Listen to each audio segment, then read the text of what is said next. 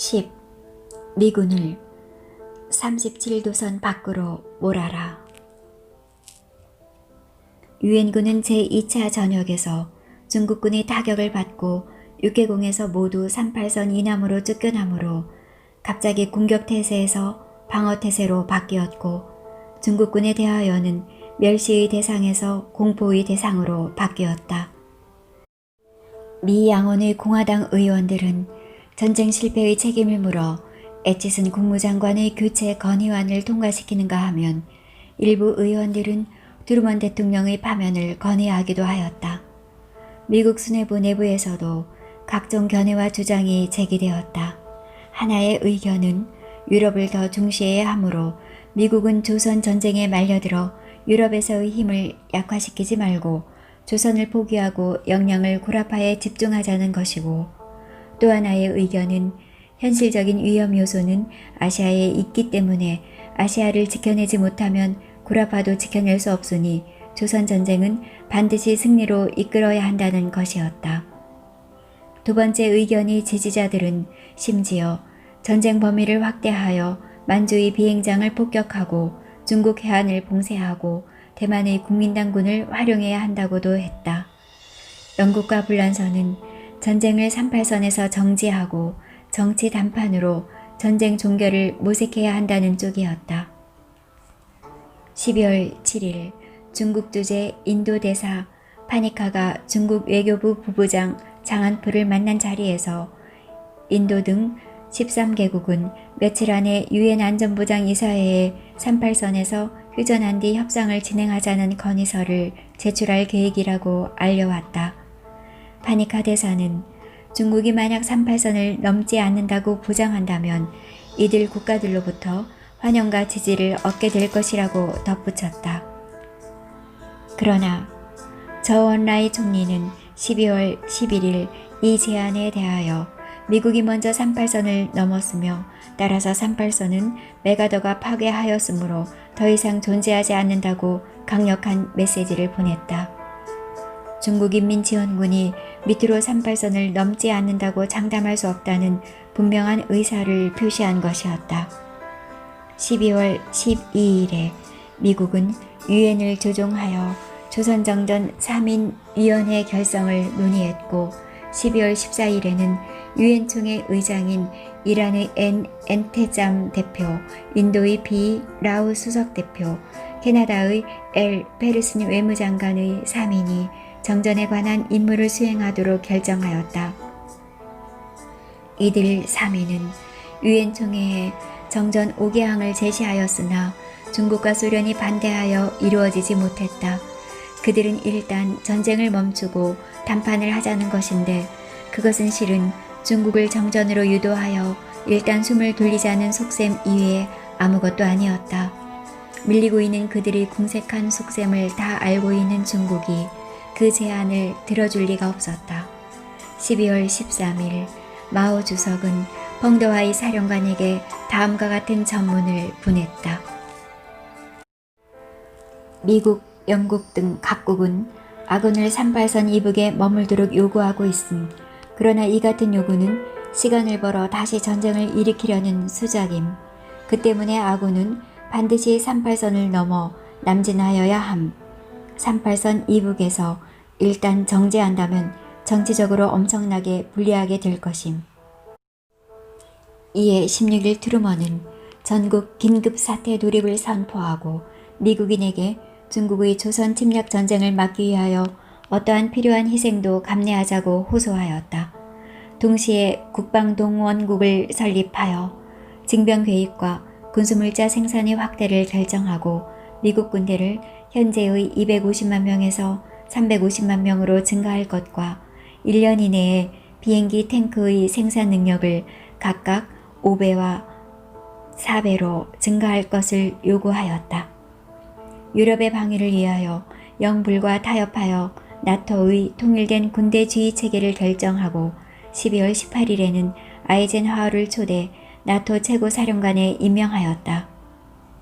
중국인민지원군이 입국한 지 1개월여 만에 1, 2차 전역을 거치며 압록강까지 다 밀려온 미군을 다시 밀어 38선 이남까지 쫓아보냈으니 펑더하이도 미처 예상하지 못했던 성과였다.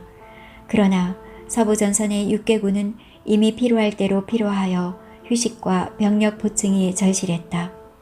동부전선의 제9병단은 재충전의 필요성이 더 절실했다. 지금 당장 쫓기는 적을 쫓아 타격을 가하기는 무리라는 게 모든 지휘관들의 공통된 의견이었다. 조선인민군과 더 긴밀한 지휘체계도 필요했다. 북한의 최고사령관 김일성과 인민지원군 최고사령관 펑더화이는 협상을 거쳐 12월 4일에는 중국인민지원군과 조선인민군의 연합사령부를 창설하기로 하였다. 연합사령부 창설에 대하여 처음에 마오쩌둥은 북한뿐만 아니라 소련까지도 참가하기를 희망하였다. 11월 3일 마오는 스탈린에게 전문을 보내 펑더화이와 김일성 그리고 소련 대사 스티코포가 공동 지휘부를 구성하자고 했다. 마오는 군의 조직 편성, 작전, 후방 침투 중 군사작전의 수행과 관련한 제반 정책들의 결정을 맡기고 상호 간의 의견 조율을 통해 일치 단결하여 수월한 전쟁 수행을 도모할 수 있기를 바란다면서 우리는 지금 이 특별한 전부를 통하여 당신의 지시를 기다리고 있다고 했다. 그러나 스탈린은 이 마당에 더 깊숙이 한국 전쟁에 관여하고 싶지 않았다. 물적 지원은 하겠으니 중국의 지상군이 잘 싸우고 있는 마당에 중국과 조선만이 결성하라는 것이었다. 이에 마오쩌둥의 부름을 받고 득달같이 중난하이로 뛰어간 김일성은 마오를 아버지처럼 껴안았다. 주석, 감사합니다. 감사합니다. 우리 조선은 중국의 지원 덕분에 미 제국주의자들이 손에 넘어가지 않게 되었습니다. 염려 말아요. 중국이 있잖아요. 중국과 조선은 한 나라예요. 조선이 침략당하는 것을 보고만 있을 것 같아요. 조선을 건드리는 자는 누구건 가만두지 않을 거예요. 감사합니다. 감사합니다. 주석. 백골 난망입니다. 더 체계적인 전쟁을 수행하기 위하여 중소 조가 연합사령부를 결성하자고 했더니 소련이 슬그머니 발뺌을 하네요. 물론 처음부터 큰 기대를 한 건 아니지만 하여튼 연합사는 우리끼리 조직하면 돼요. 지금까지 1, 2차 전역에서는 중국인민지원군만 싸웠으니 이제부터는 조선인민군도 일조를 해야겠어요. 물론이지요. 맡겨주시기만 한다면 무엇이나 하겠습니다. 이에 펑더화이는 12월 7일 북경에서 막 돌아온 김일성과 회담하여 중국 지원군과 조선인민군의 연합사령부를 조직하게 되었다. 연사는 펑더화이가 사령관 겸 정치위원을 맡고 덩화가 부사령관을 맡았다. 조선 쪽에서는 김일성이 사령관이 되고 김웅이 부사령관을, 박일우가 부정치위원을 각각 담당하였다. 그런데 조선군 총사령관인 김일성은 국가원수라는 이유로 실제 연합체제에는 포함시키지 않기로 하였다. 이것은 밖으로는 예우이지만 실질적으로 지휘권에서 김일성을 제외시킨 것으로 펑더화이가 중조 전군을 총지휘하게 된 것이나 마찬가지였다. 조선인민군은 급히 부대를 정돈하여 3개 군단, 14개 사단, 7만 5천 명의 병력을 확보하여 전투에 가담시키고 잔여 병력을 동원하였다. 부사령관 김웅은 동부전선에서 김웅 지휘부를 조직하여 정면에 제2, 제5 군단을 두고 낙동강 전선에서 제4군단장이었던 이권무가 생還하여 돌아오므로 그를 중심으로 새로 편성한 제1군단이 평양 부근에 배치되었다. 박일우는 지원군 사령부에 그대로 머물렀다. 조선인민군은 지원군 사령부에 3, 4명의 연락조를 파견하여 작전처와 원활한 연락 업무를 맡았는데 연락조장 조근재 상교는 어찌나 중국어를 잘하던지 모두 감탄하였다. 12월 25일 사망한 워커 중장의 후임으로 3일 만에 리주에이 중장이 8군 사령관으로 부임했는데 그는 부임하자마자 미군과 한국군에게 더 이상 후퇴하지 말고 현진지를 사수하라고 명령하였다. 또 가능하다면 공세를 취할 것이며 만부득이하여 진지를 포기할 때는 질서정연하게 후퇴하라고 하였다. 당시 유엔군 측은 5개 군단으로 13개 사단, 3개 여단, 1개 공수여단의 총 20여만 명의 병력이었다. 가장 위험한 제1전선은 한국군이, 제2선에는 미군과 영국군이 배치되었다. 중국 군사위원회에서는 인민지원군의 수송 능력을 강화하기 위하여 2,000대의 차량을 보충해 주기로 결정하였다. 아울러 1개 공병단을 조선에 파견하여 정주, 평양 간 도로 복구와 교량 건설 및 지뢰 제거 작업을 하도록 명령하였다. 그 외에 철도병 교량연대와 독립연대를 조선에 파견하여 대동강교 등 철로 교량을 수리하는 임무를 맡도록 하였다. 이제 지원군 사령부 소재지 대유동은 전선에서 너무 떨어져 있으므로 전방지휘소를 옮기기로 하였다. 결국 평남 성천군에서 남서쪽으로 5km 떨어진 군자리를 선택하였다. 그때 김일성 수상은 이미 평양 근방의 서포로 옮겨온 상태였기 때문에 김 수상과 연락이 편리하고 방공에 유리했기 때문이다. 그곳은 조선의 병기 공장이 있고 광산갱도가 있었다. 유엔군이 점령한 뒤에 광산이 약간 파괴되었지만 지원군이 도착하여 수리하니 그런대로 머무를만 하였다. 펑더화이는 군사는 정치에 종속되어야 한다라는 원칙 하에서 인원 부족, 보급 부족에도 불구하고 제3차 전역을 시작하여 38선을 넘어야 한다는 결론에 이르렀다. 펑은 지원군 부사령관, 참모장, 조선의 박일우 부사령관 등이 모인 지휘관 회의에서 결연한 의지를 전달하였다.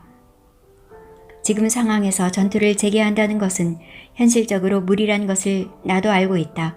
그러나 우리의 정치 상황은 우리에게 또 한 번의 전투를 요구하고 있다. 마오 주석이 직접 우리에게 공격을 재개하라고 명령을 내렸다. 정치 현실이 군사상의 요구를 앞서는 법이니까 공격의 가부를 왈가왈부할 수는 없다.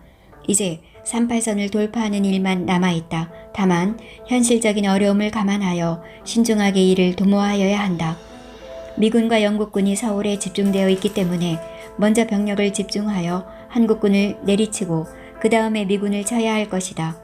맨 먼저 한국군 제1사단을 섬멸한 뒤 기회를 보아 제6사단을 공격하도록 하자. 전투가 순조로우면 춘천의 한국군 제3군단을 공략할 것이고 순조롭지 못할 경우에는 작전 계획을 바꾸면 된다. 돌파를 해야 승리를 거둘 수 있지만 절대로 너무 멀리, 너무 깊숙이 쳐들어가서는 안 된다. 적을 섬멸하는 것도 될 수 있는 대로 많이 할수록 좋은 것이지만 상황만 유리하게 전개할 수 있다면 적어도 별 문제가 되는 것은 아니다. 우리는 일단 38선을 돌파하고 상황을 보아서 적당한 선에서 멈추려고 한다. 펑더화이의 전략은 분명해졌다. 38선을 넘어 남으로 내려가는 것이고 먼저 약한 국군 제1사단을 공격하고 그 다음 국군 제6사단을 공략하고 사정이 허락하면 춘천의 제3군단까지 공략하는 것이다. 미군에 대한 공격은 그 날개를 모두 잘라낸 후 집중 공격하자는 것이다. 이번 저녁에는 덩화가 교통사고로 머리를 다쳐 치료차 귀국하였기 때문에 참석하지 못한다. 우익부대는 한센추를 보내 전선을 독려하기로 했고 좌익의 2개 군은 제42 군단장 우루이린이 직접 독려하기로 했다. 지원군 사령부에는 펑더화이와 홍세주가 지키기로 했다. 이번 3차 전역의 절호의 시기는 양력 12월 말에서 1월 초 사이이다. 지금까지 두 차례의 전역에서 경험했듯이 인민지원군은 제공권이 없고 미군은 대낮에 공중폭격을 가하는 이만큼 인민지원군은 야간에 전투를 할 수밖에 없었다. 더구나 달이 떠있는 밤은 중공군의 야간 전투의 최적의 환경이었다. 그래서 공격 시는 보름달이 떠오를 때를 이용하여야 하는데 그렇다고 공격 개시일을 보름 당일로 잡을 수는 없다. 만월일 때 공격을 하면 날이 갈수록 달은 작아지고 날은 어두워지기 때문이다. 그래서 가장 좋기로는 보름달이 뜨기 며칠 전에 시작하여야 한다. 그렇게 되면 저녁이 최고조에 달할 때 달이 바야흐로 보름달이 되어 가장 밝게 비추게 된다. 대개 한 차례의 저녁은 평균 7, 8일이 걸리기 때문에 양력 12월 말과 1월 초순이면 음력으로 11월 중순의 보름달 시기인 것이다. 12월 31일은 보름달이 뜨기 며칠 전이며 양력으로 1년의 마지막 날이기 때문에 미군과 한국군은 새해를 앞두고 마음이 설레고 성탄절의 기분도 채 가시지 않은 시기이다. 상대의 경계심이 풀어진 틈을 노려서 허를 찌르려면 12월 31일 밤을 디데이로 잡는 것이 가장 좋았다. 31일이 되기 사흘 전, 즉 28일까지 각 부대의 배치를 완료했다. 개성 동쪽 지구에는 제50군을 배치하고 구아리 지구에는 제39군을 배치하고 상령 지구에는 제40군을 배치하고 연천 지구에는 제38군을 배치하고 기마, 이남 및 화천, 이북 지구에는 제66군 등을 배치하였다. 1, 2차 전역 때는 전적으로 인민지원군만의 전투였으나 마오쩌둥은 얼마 전 펑도하이에게 전문을 보내 북한 인민군 부대의 사용 여부에 관해서 김일성과 상의해보라고 했다. 전문을 받은 펑도하이는 김일성과 협의하여 주 저항선은 인민지원군이 맡고 지형에 익숙한 북한 인민군은 후방으로 돌려 적의 주력을 압박하는 비정규적인 전법을 활용하기로 했다. 사리원 이남에는 북한 인민군 제1군단, 홍천과 인제 지역의 동부전선에는 최연의 제2군단과 방우산의 제5군단의 5개 사단을 배치하였다. 또한 태백산과 오대산에 숨어있는 약 4,000명에 이르는 인민군 제4, 5 사단의 패잔병들은 끊임없는 유격전을 펴도록 하였다. 동시에 1, 2차 전역으로 기선을 잡은 중공중앙은 유엔 총회에 나가기 위해 뉴욕에 가 있는 우시우찬을 통해 미군의 대만 해협 철수와 한반도에서 일체의 외국 군대 철거를 주장하고 조선인의 자결권을 보장하라고 기세 좋게 화전 양면전을 펼쳤다. 12월 31일 오후 5시 중국인민지원군과 조선인민군은 예정한 대로 약 200km에 달하는 전 전선에서 일제히 진공작전을 개시하였다. 아주 신속하게 임진강과 한탄강 등 그들의 방어진지를 돌파하여 깊숙이 밀고 나갔다. 자라보고 놀란 가슴, 소댕 보고 놀란다고 미군과 한국군은 인민지원군에 잔뜩 겁을 먹고 있었다. 인민지원군 제38, 39, 49는 돌파 임무를 완수하였고 좌익의 제42, 제66군도 그들의 진지를 돌파하였다. 우익부대의 한센초 지휘부는 제40군 사령부와 같이 움직이고 있었다. 남쪽 측 방어선의 제1선은 모조리 한국군이 맡고 있었다. 한국군은 중국군을 더 두려워하고 있었다. 1, 2차 전역에서 혼쭐이 난 그들은 우스울 정도로 겁을 먹고 도망치기에 바빴다. 중국으로서는 그들의 약점을 꿰뚫어보고 있었기 때문에 전적으로 한국군만 골라서 공격하면 저들의 방어진지는 쉽게 뚫렸다. 인민지원군은 당일 밤으로 상대의 제2선, 즉 미군 방어선까지 돌파하여 20여 곳의 미군을 포위하였다. 포위당한 미군은 대개 1개 대대 정도의 규모이다. 이것은 중공군의 전통적인 공격 방법인 것이다.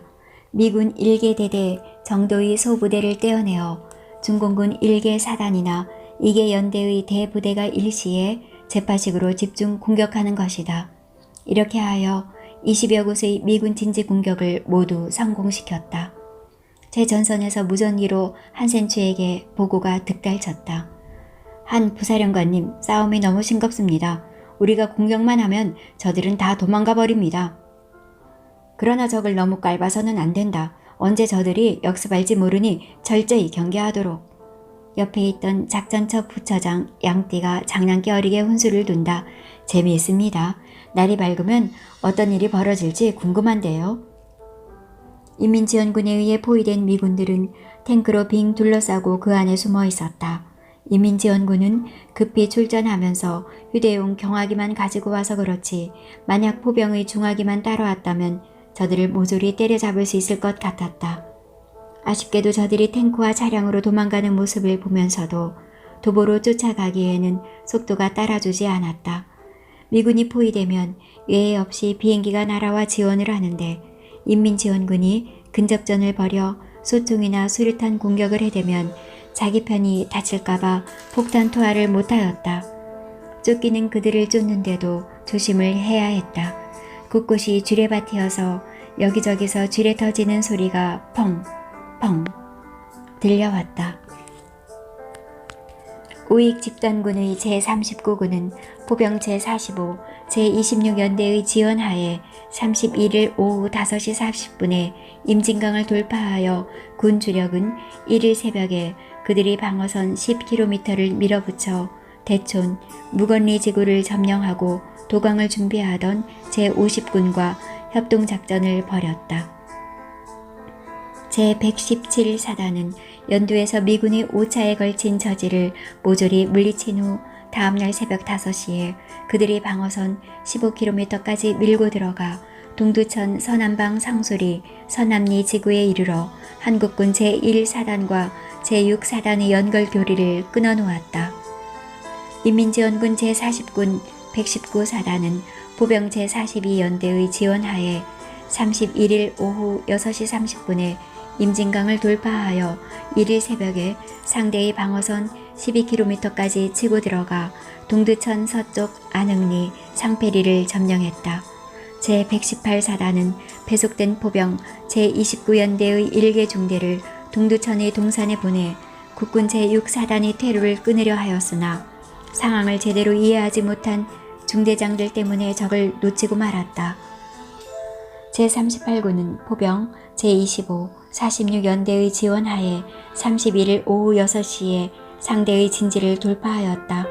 우회 임무를 맡았던 제114사단은 대낮에 작전 임무를 수행하여 1일 정오에는 적의 방어선 20km까지 치고 들어가 동두천 동남쪽의 칠봉산을 점령하였다.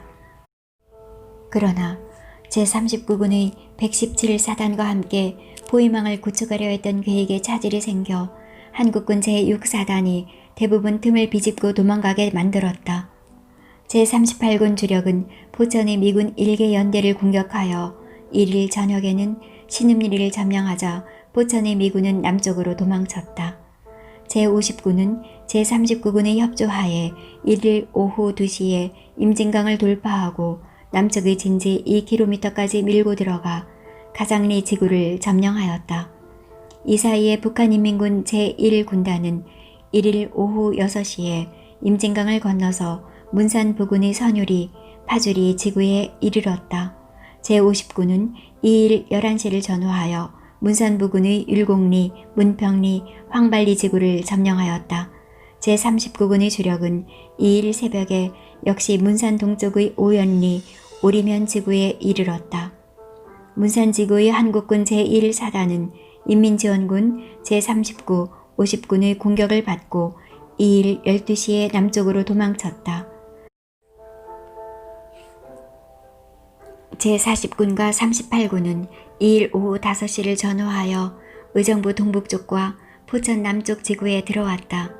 이때쯤 인민지원군 우익 각 집단군은 파주리, 서남리, 칠봉산 및 의정부 동북 일선을 치고 들어가 상대의 방어 중심 진지 15에서 20km까지 돌입하였다. 좌익 집단군 제42군은 포병 제44연대의 지원하에 31일 오후 6시 20분에 상대의 진지를 돌파하였다. 우회 임무를 담당했던 제124사단은 적기의 위협 사격에도 불구하고 주간의 진공을 계속하여 연두에서 상대의 10여 차례의 반격을 물리치고 1일 12시 이전에 제영리 이남의 석장리 지구에 도착하여 한국군 제2사단의 퇴로를 차단하였다.